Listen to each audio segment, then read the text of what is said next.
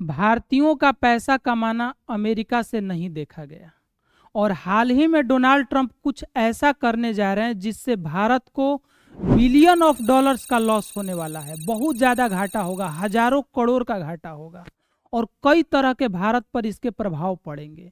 अभी के समय में आप देख सकते हैं कि न्यूज़ में बना हुआ है ट्रम्प्स यानी ट्रंप का one big beautiful bill, taxes, remittance, big impact for India.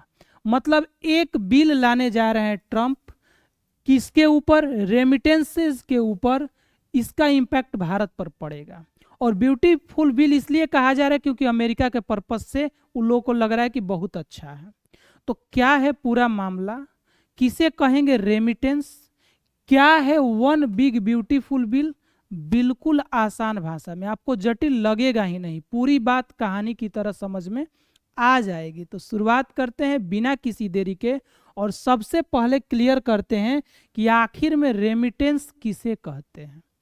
तो ध्यान रहे कि कोई भी व्यक्ति अगर अपने देश से बाहर निकल करके दूसरे देश में जाता है और वहाँ पैसा कमा करके अपने देश में परिवार के लिए या इन्वेस्टमेंट के लिए जब भेजता है तो उस पैसे को रेमिटेंस कहा जाता है। ठीक है, फॉर एग्जाम्पल समझिए, मान लीजिए कि कोई व्यक्ति भारत से अमेरिका गया, कोई इंजीनियर ही भारत से अमेरिका गया, वहां पर काम किया, काम करने के बाद पैसा कमाया और पैसा कमाकर अपने परिवार के लिए पैसा को भेजा या इन्वेस्ट करने के लिए पैसा को भेजा, उस पैसे को रेमिटेंस कहा जाएगा।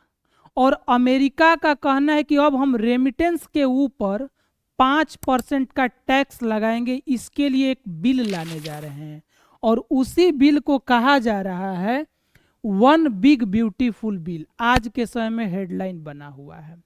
अब 5% का टैक्स अमेरिका को क्यों लाना पड़ा? देखिए, रेमिटेंस के मामले में दुनिया में भारतीयों का कोई टक्कर नहीं है। दुनिया में सबसे ज़्यादा रेमिटेंस भारत में ही आता है।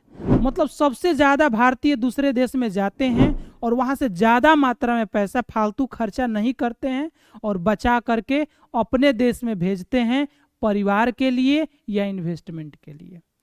अगर ये लिस्ट देखिएगा ना, तो इस लिस्ट में इंडिया आपको नंबर 1 पोजीशन बना के रखा है।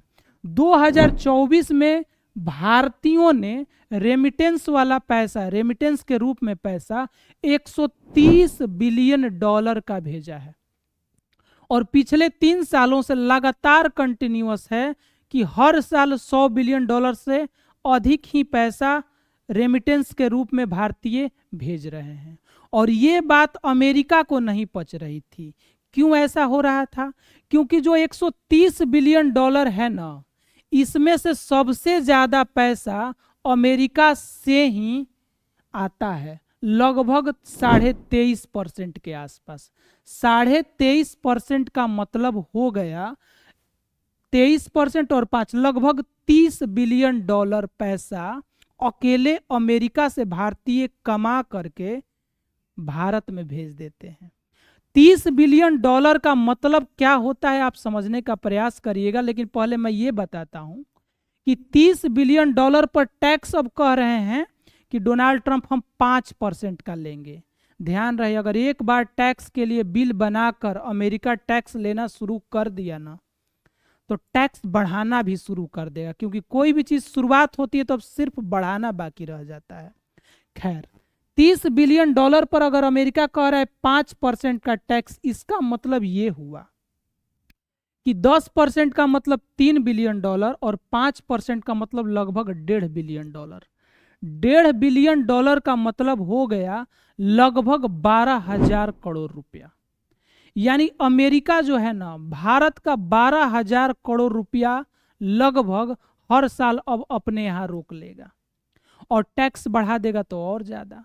इसके और घाटे ये हैं कि अमेरिका के देखा देखी और भी देश जैसे यूनाइटेड किंगडम हो गया, सिंगापुर हो गया, सऊदी अरेबिया हो गया, ये सब भी जो देश हैं हो सकता है कि ऐसा कुछ करने लगे कि जो रेमिटेंस है उस पर टैक्स लगाएं। अब समझने वाली बात यहाँ पर यह है कि ऐसा ये जो हुआ है ये भारत पर क्या इम्पैक्ट पड़ेगा। हो सकता है कि जो भी भारतीय अमेरिका में अभी काम कर रहे हैं, पैसा कमा के भारत भेजने वाले हैं, उनके साथ अब ये होगा ना कि अगर वो अपना 1 लाख रुपया भारत में भेजना चाहते हैं तो अब 1 लाख अब प्लस 5,000 और भेजना होगा।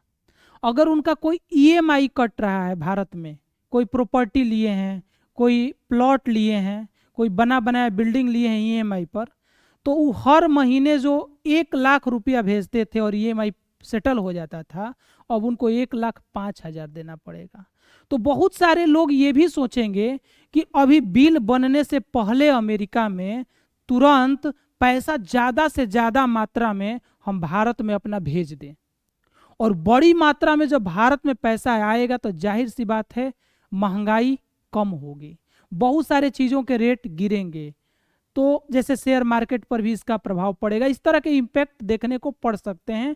और जो मार्केट है भारत का अपना भीतर का, इस पर भी प्रभाव पड़ेगा। जो चीज़ें बहुत तेज़ी से बढ़ रही हैं रेट, उन पर कंट्रोल होगा। अच्छा, कंट्रोल का मतलब ये मत समझिए कि गरीब लोगों को फायदा होगा, ये अलग मैटर है, ये इन्वेस्टमेंट पर्पज से मैं बात कर रहा हूँ। तो आप सभी को ये वीडियो कितना समझ में आया, कैसा लगा, कमेंट बॉक्स में आप लोग रिप्लाई दे सकते हैं। और फिर मिलते हैं नेक्स्ट वीडियो में, तब तक के लिए धन्यवाद।